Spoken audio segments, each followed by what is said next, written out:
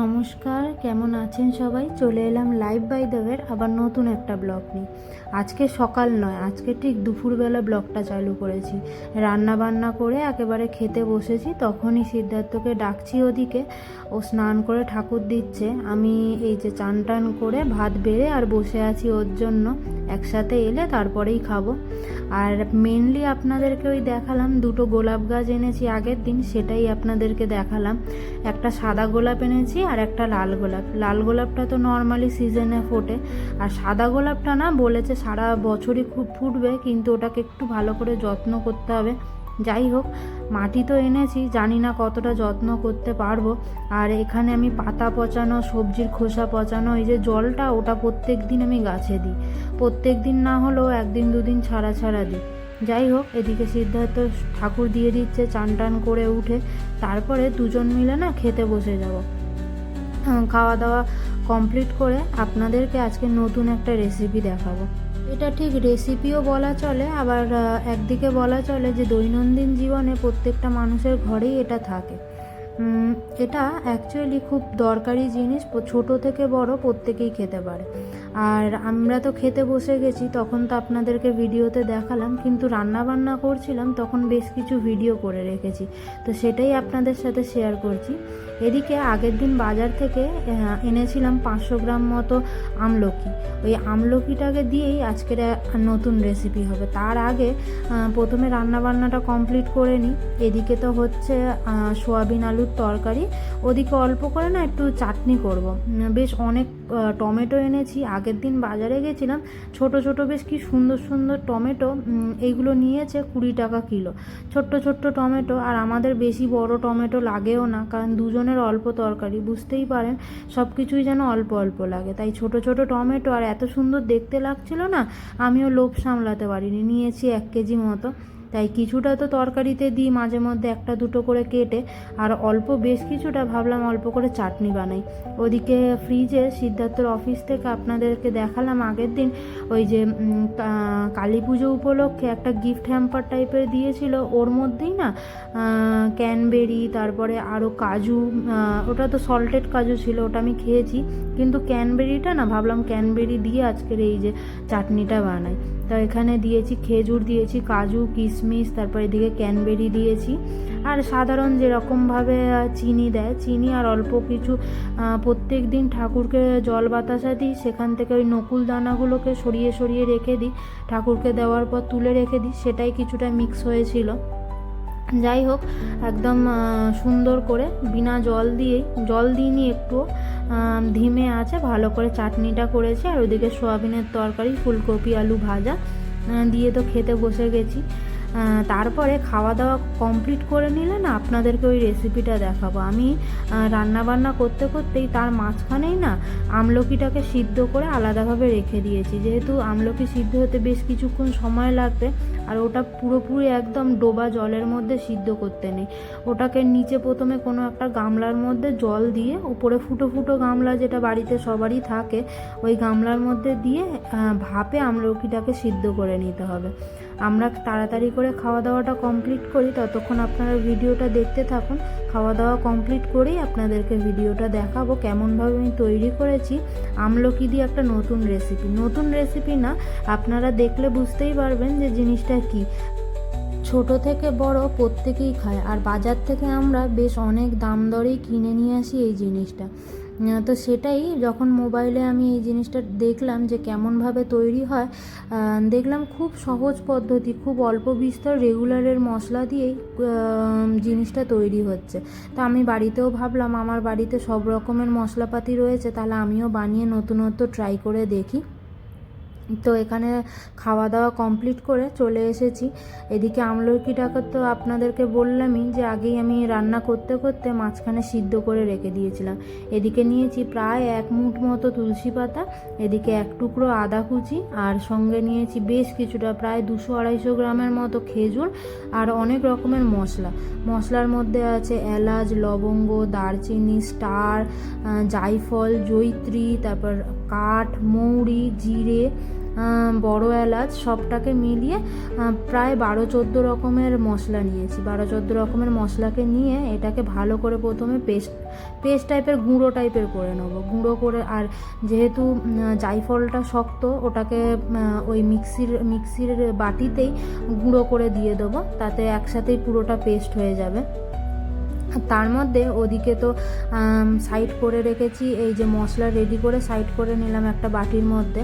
আর ওইদিকে আমলকি সিদ্ধটাকে আর সঙ্গে তুলসী পাতা আর এক টুকরো যে আদা নিয়ে রেখেছিলাম সেইটাকে প্রথমে আলাদা করে নেবো। আলাদা করে নিয়ে আর এদিকে খেজুরটাকে একটু ছোট ছোট করে কেটে নেবো, যাতে খেজুরটাও না ভালো করে মিক্সিতে যাতে পিষতে পারি, সেই জন্য খেজুরটাকে অল্প অল্প করে কেটে আর ভিতর থেকে দানাটাকে বার করে নেবো। আর ওইদিকে আমলকি, তুলসী পাতা আর আদাটাকে ভালো করে পেস্ট করে নেবো। প্রত্যেকটাই এখানে পেস্ট, এখানে আলাদা আর কিছুই না, কাটার কোনো ব্যাপার নেই কোনো। শুধু পরিষ্কার জলে ভালোভাবে ধুয়ে নাও। যেরকম আমি তুলসী পাতাটা খুব ভালোভাবে গরম জলে ধুয়ে নিয়েছি, জানো তো, তোমরাও যদি করো না এইভাবে, তাহলে গরম জলে তুলসী পাতাটা ধোবে, তাহলে খুব ভালো পরিষ্কার হয়। তো সেইভাবেই আমি করেছি। তো পুরোটাই ধোয়া আর তারপরে পুরোটাই পেস্ট, এর বাইরে আর কিছুই না। এরপরে পুরোটাই একদম কড়ার মধ্যে, আর শুধু হাত নাড়িয়ে যাও খুন্তি দিয়ে, ব্যাস। এরপরে আর সেরকম কিছুই না। কড়ার মধ্যে কড়াটা ভালো করে গরম হলে বেশ পরিমাণে ঘি দিয়ে দেবে। ঘি দেওয়ার পর যা যা পেস্ট করে রেখেছো সে সবগুলোই এক এক করে দিতে থাকবে পরপর। কিছুক্ষণ করে মেরে নেবে। প্রথমে ওই আদা, তারপরে তুলসী পাতা আর আমলকির যে পেস্টটা বানিয়ে রেখেছিলাম সেটা দিয়ে দিয়েছি। আর এখানে না বেশ কিছুটা পরিমাণ, প্রায় ওই 200-250 মতন খেজুরের গুড় লাগবে। খেজুরের গুড় বা আখের গুড়, যে কোনো গুড় যেটাই তোমাদের বাড়িতে আছে সেটা দিয়েই তোমরা করতে পারো। যে কোনো গুড় দিয়ে করবে, চিনিটাকে অ্যাভয়েড করার চেষ্টা করবে, কারণ যেহেতু এই জিনিসটা একটা হেলদি জিনিস তৈরি হচ্ছে, তাই জন্য চিনিটা কম ব্যবহার করাটাই ভালো। তার উপরে আমি দিয়ে দিলাম খেজুর। আর মিষ্টাত্ব পরিমাণটা একদম ঠিকঠাকই থাকবে, যেহেতু গুড় দিচ্ছি। তারপর ওদিকে খেজুর পেস্ট করে দেব, তারপর আরও অনেক কিছুই রয়েছে পরপর। তো চিনির মানে একটু মাপটা বুঝে দিও, তাহলে দেখবে মিষ্টির পরিমাণটা মোটামুটি ঠিকই থাকবে। এতক্ষণে হয়তো এত কিছু প্রসেসিংয়ের মধ্যে তোমরা হয়তো অনেকেই ধরে ফেলতে পেরেছো যে জিনিসটা আমি কি তৈরি করছি। জিনিসটা হচ্ছে চবনব্রাশ। নিশ্চয়ই শুনে হঠাৎ করে অবাক লেগে গেল যে বাবা, চবনব্রাশ এইভাবে তৈরি হয়? হ্যাঁ, যখন আমি ইউটিউবে এই ভিডিওটা দেখেছিলাম যে হ্যাঁ কেমনভাবে তৈরি হয়, দেখলাম খুব অল্প বিস্তর জিনিসেই না খুব ইজি পদ্ধতিতেই তৈরি হয়। শুধু ধোয়া আর বাটা, এর বাইরে আর কিচ্ছুই না। আর কড়ার মধ্যে আর এইভাবে নাড়িয়ে যাও, ব্যাস। এই করলেই কমপ্লিট হয়ে যাবে। মোটামুটি একদম জলটাকে শুকনো করে নিতে হবে। আর পরপর মশলাপাতি দাও, তার সঙ্গে লাস্টে একদম চবনব্রাশটা যখন ঠান্ডা হয়ে যাবে না, জল শুকিয়ে পুরো ঠান্ডা করে নেবে, তারপরে দেবে একটু মধু প্রায় ওই 1/2 কাপ মতো মধু দেবে, দিয়ে ভালো মতন করে নাড়িয়ে নেবে, ব্যাস। পরপর আমি যেগুলো দেখিয়েছি, এই যে মশলাপাতি, খেজুর আর ওই পেস্টটা, আমলকির পেস্টটা আর গুড়, এই কয়েকটা জিনিসেই তৈরি হয়ে যাবে চবনব্রাশ। তারপরে ভালো মতন ঠান্ডা করে, আমি যেহেতু বেশ অনেকটা পরিমাণেই বানিয়েছি, প্রায় 500 গ্রাম আমলকি দিয়ে বানিয়েছি, দেখো অনেকটাই হয়েছে আমার, তাই আমি এটাকে পুরো একদম একটা কৌটোর মধ্যে রেখে দিচ্ছি। তাই আমি ভালো করে একদম ঠান্ডা করে নিয়েছি। ঠান্ডা না করে রাখলে না, ঠিক মতো ঠান্ডা না করেই যদি আমি কৌটোর মধ্যে তুলে দিই, তাহলে জিনিসটা নষ্ট হয়ে যাবে। তাই আমি ঠান্ডা করে ভালো মতন তারপরে একটা কৌটোর মধ্যে তুলে রেখে দিচ্ছি। এটা অনেক দিন অবধি ভালোভাবে থাকবে। দিনে যে কোনো ছোট বাচ্চা বা বড় কেউ বাড়িতে যে কেউ থাকলে বা কারোর ঠান্ডা লাগলে নিজেরাও খেতে পারো, সব কিছু খুবই ভালো। আর এতটা চবনব্রাশ বাইরে কিনতে গেলে কত দাম তোমরা নিশ্চয়ই জানো। যাই হোক, এইরকম ধরনের ভিডিও যদি আপনাদের ভালো লেগে থাকে, তাহলে চ্যানেলটা অবশ্যই সাবস্ক্রাইব করবেন, এরকম নতুন ভিডিও দেখার জন্য। প্রত্যেক দিন আমি কি করছি কি না করছি সবটাই।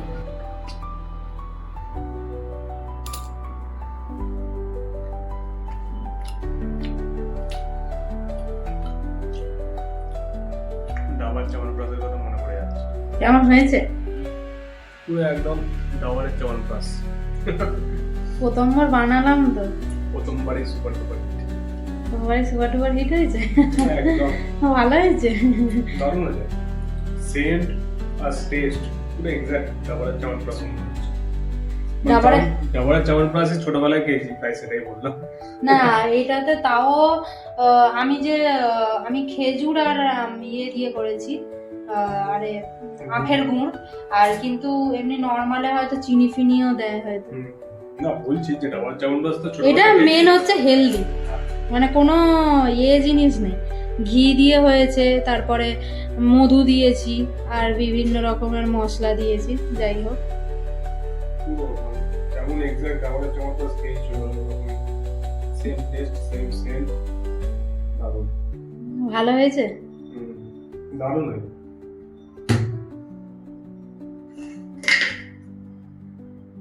পুরো 500 আমলকিতে এতটা হয়েছে।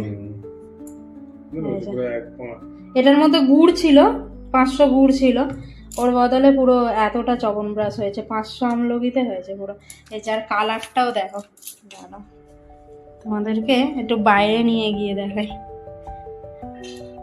ভিডিওটা ভালো লাগলে অবশ্যই লাইক করবেন, সাবস্ক্রাইব করবেন। দেখা হবে নতুন আবার একটা ভিডিওয়ে। আজকের জন্য আসি, আমাদের প্যাকিংও করতে হবে, দেখতে দেখতে দিন সামনেই চলে এসেছে। দেখা হবে আবার নতুন ভিডিওয়ে। আজকের জন্য আসি, ভিডিওটা ভালো লাগলে অবশ্যই লাইক করবেন।